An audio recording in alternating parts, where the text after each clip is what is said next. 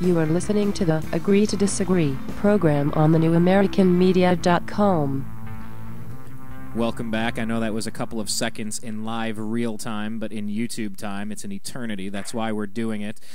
We are joined with Blake Wally, radio host, liberty-loving enthusiast from freedomizerradio.com, hosts The Eccentric Perspective, and we are also joined with Mark Claire with lionsofliberty.com. Check both of their sites out and see what they're up to.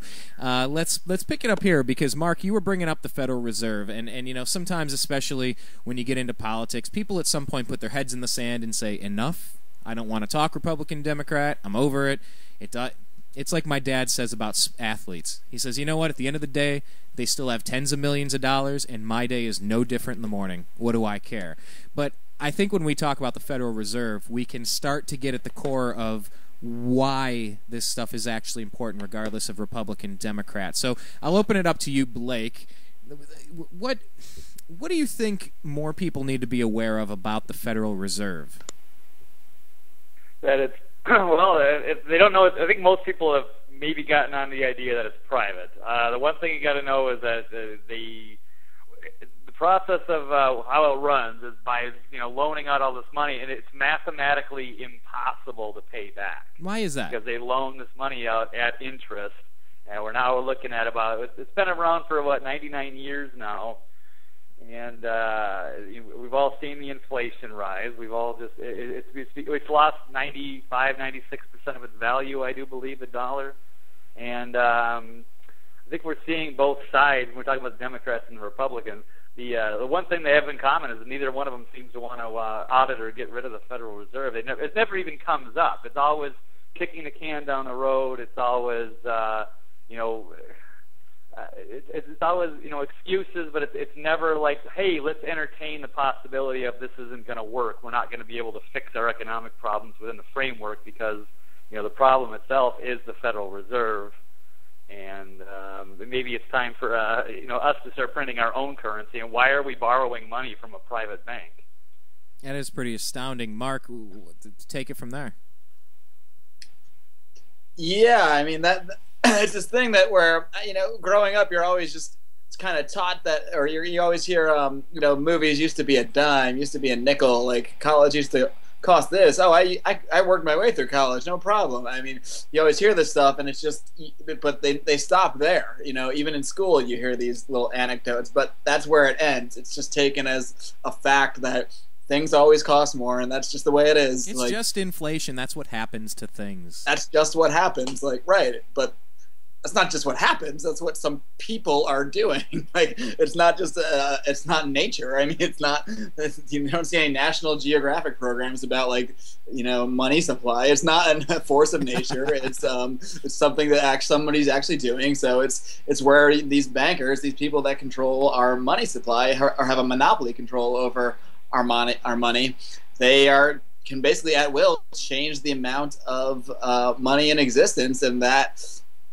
Any basic economics will tell you the more supply you have something, the less it's worth. So the more money that they are printing, which they're doing a lot of, and we don't even necessarily know how much of. We know it's at least. I mean, they did 16 trillion. A partial audit recently revealed most of that going to foreign banks, but that's only a partial audit, and that's one thing that to bring it back around. Our guy Rand Paul is still pushing in the Senate is to get an audit of the Fed, and I think that's a very important step to revealing, kind of pulling back the cloak, pulling back the curtain, I should say, and showing everybody what's up, showing that look at what these guys are doing. I don't even know, no one even knows, but we don't even know if there's really gold in Fort Knox. Supposedly that's under the auspice of the Federal Reserve. We don't know anything about that. There's a lot of questions about what's backing our money, if anything, and how much they've been printing and where they've been sending it. And these are probably things we should know, because every dollar the government prints or spends is a dollar stolen from us, because it's all, whether it's taken from a tax or taken from the value of our dollar, it's all coming out of us. They don't run a business. They're not creating anything. We're the only ones doing any of that stuff. So everything that they do, everything that they every time they expand the money supply, it's pure theft. And like we were saying before, to me that gets a little personal. I don't like being stolen from. It really makes me mad. We're on the Agree to Disagree program. We are talking live with Mark Claire from lionsofliberty.com and Blake Wally from freedomizerradio.com.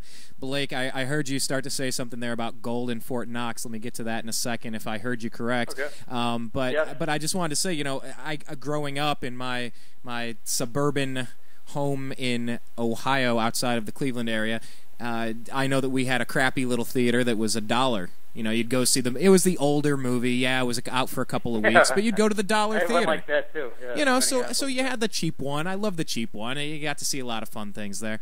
But you go see a movie now. Obviously, it's a nicer facility if you're going to see an IMAX version of Avatar or something in 3D. But I mean, you're talking $20. All right, so let's say a normal movie's $5 and a good movie's $15. That's a $10 increase through inflation. With regular prices there, things have gone up that much. Gasoline was never $4 a gallon. It was 99 cents. Back in my day, it was 99 cents for a gallon. I don't know what happened. And, it's just inflation. That's what happens. Well, gas didn't used to be $50 to fill up your gas tank. It didn't used to be $200 to get a few bags of decent, healthy groceries. And like you said, Mark, people back in the day used to, this was a nickel. I bought my first car for $300. And the concept of one person going out and working a full-time job and getting health insurance and a home and able to provide for their children, and someone stayed home to raise the children right. It seems like for all of the problems that we had in the 30s, 40s, 50s, and 60s, because we had plenty of problems then, at least the concept of family life was attainable. Now the dollar's worth so little. You got both parents, if you're in a traditional relationship with children, a mother and a father, or adopted parents, whatever, they're both working, not able to rub two coins together at the end of the week. So, Blake, pick it up on gold in Fort Knox, or just discuss inflation in general. Well, I believe we were taking out the gold standard in 71, and I don't believe Fort Knox has been audited since 1974. And that was under Nixon. It's supposed to be audited every single year to make sure that we know how much gold is in there. Well, we're supposed to have a budget in Congress, too, every year, right? But we haven't had one of those since Obama took over, right? No. So, they just keep borrowing and borrowing. The Fed just keeps printing more and more. So, and you're talking about the prices going up. It's like, the prices are going up on everything, but you're not getting any, more. It's not like we're getting paid more. Like we get a raise every year or whatever to keep up with the rate of inflation. So, no, it's totally unfair, and everything's and it's just designed that way, I guess. Well, and we're all the three of us. We're relatively young individuals, right around the 3-decade mark. But I mean, let's talk about our parents, grandparents. I mean, whether you're in your 50s, 60s, 70s, 80s, or 90s. If you've been saving and making the right choices and trying to be responsible with your life, that money is getting stolen from you. There was a report that came out this week saying that 40% of actual wealth has just disintegrated in the past decade. It's just poof into cost of living adjustments. Worse than that, it's in the it's between 2007. I was actually looking at that when you said it. 2007 to 2010, 38.8%. Is the amount of wealth lost in the United States in those 3 years. And you got the article in front of you, 38%. How is that calculated? Meaning what? Like what you used to be able to you have 40% less capability to pay for things? This actually might even be worse, because this is just talking about, I think, median net worth declined $77,300 in 2010. From $126,400 in 2007. So this is actually just referring to dollar amounts. So it's actually much worse than that, because that's not taking into account how much less those dollars are. Inflation. Yeah, you can have the same dollars, but they're buying half as much as they used to. And the boxes of cereal at the store are getting smaller and smaller, trying to trick you to keep you thinking that things haven't changed. But, I mean, it's really hard to miss the fact that it's $50 to fill your gas tank. That's the one weekly reminder or bi-weekly reminder that people have. But losing 40% of your value losing 40% of your dollars in the past few years. I mean, who's gone to jail from all this stuff? You know, that's the question. You look at Mitt Romney, you Martha look at Stewart. I think they went after her a few years ago. That's about Yes. the only. Good point. Yes, Martha Stewart is behind all of this. No, what a sad state of affairs. We got Roger Clemens. I mean, yeah, like steroids in a sport is the most important thing for judges to be wasting their time on. But you have Mitt Romney and you have Barack Obama. Aren't both of their main contributors, Blake, aren't they Goldman Sachs and the same banks and the same people that financed Bush and Clinton? You are absolutely correct. Number one campaign contributor for both, Goldman Sachs. So they are both owned, bought, and paid for by Wall Street, and we've pretty much had, I don't know how far back we've got Goldman Sachs, like Treasury secretaries as well, or just prominent people that have major cabinet positions. Of course, you got Timothy Geithner. Now we had Henry Paulson before that, so I don't remember going back too far. But yeah, Goldman Sachs has been around. And foreign governments as well, so they're all over the place. It's pretty astounding because, you know, if they say in any crime drama, if you want to solve a mystery, follow the money. And, you know, people bought into the hopeity change thing a couple of years ago, but you're getting the same type of candidate backed by the same types of interests to hedge their bets and make sure both of the two people in front of the Republican and Democratic parties are financed by the same places. Not even to mention John McCain and his Arizona banking discrepancies back in the day. But, I mean, when it's all owned by big business and big banking, Mark, are the American people ridiculous to think that Mitt Romney is really going to be much of a change? Or would it be so horrific to see the next Eric Holder or Elena Kagan that goes to the Supreme Court or Department of Justice that you got to go Romney just to stop the hemorrhaging here until you can get someone new in? Or, hey, you know what? At least what Barack Obama's done is he's woken people up. Let's get another term with him so we all get on the same page that we have got to stop the direction we're headed. What do you think long term? Can I choose a D, none of the above? Yes, you can. Is that Mark. loud? Please do. Yes, go ahead. You know, it's a conundrum because there's the. I don't think. Yeah, I think it's very clear that Obama and Romney, they're financed by the same people and they're the same, essentially the same guy. The only question is what quote unquote side they're pandering to. That's pretty much the only difference. Policies are essentially the same. Policies that matter. I mean, you know, Obama says he's for gay marriage. Mitt Romney says they're not. Says he's not. They're both going to leave it to the states. So what? But that's the biggest issue we got to talk about for some reason. Now, essentially, I mean, if we want to talk about reality and the fact that it's extremely likely that one of them is going to be president, then it's like, I mean, yeah, I don't know which side I'm really rooting for in that, because there is the side you're talking about where Obama and the people that he's put in, like Holder, who is involved as far back as Oklahoma City with some of the cover-ups that went on there, who literally just shipped guns to Mexican drug cartels, some of which, you know, I think they know one instance a U.S. agent was killed by those guns. Brian Terry. And goes ahead and lies about it and acts like he has no idea, and this is the guy that is representing justice. Like, there's a strong argument that for no other reason, we just need not that guy in there.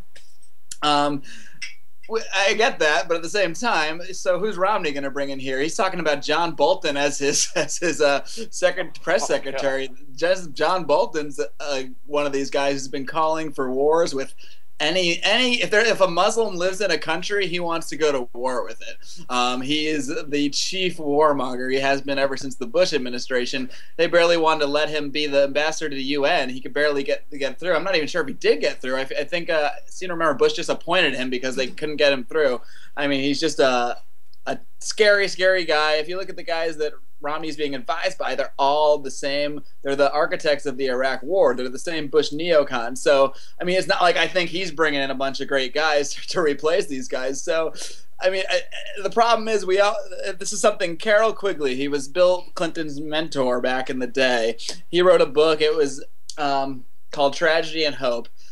Basically just describing the elite system and how they set this all up. And in there, I don't have the exact quote in front of me, but he says something to the effect of, we need this left-right system. It's the most important thing we can have because it lets the people feel like they're changing something, feel like they're kicking the bastards out every 4 years, when in reality nothing is changing at all, and we get to stay in power. So I think that's what the case is, where the side that's in office always seems way worse, than a possible alternative, and then we get the alternative, and it's way worse. And we're always kind of reminiscing about the last president, like, oh, I kind of miss Bush now, and then before that I was like, oh, gee, I kind of do miss Clinton now. It's always worse because it's the same policies, the same people pushing them, and they're just pushing them further. So as long as we keep allowing this, the Republicrats, as we say, to stay in power and keep succumbing to this system, and keep choosing the lesser evil, or what appears to be a lesser evil, we're going to keep getting the same thing.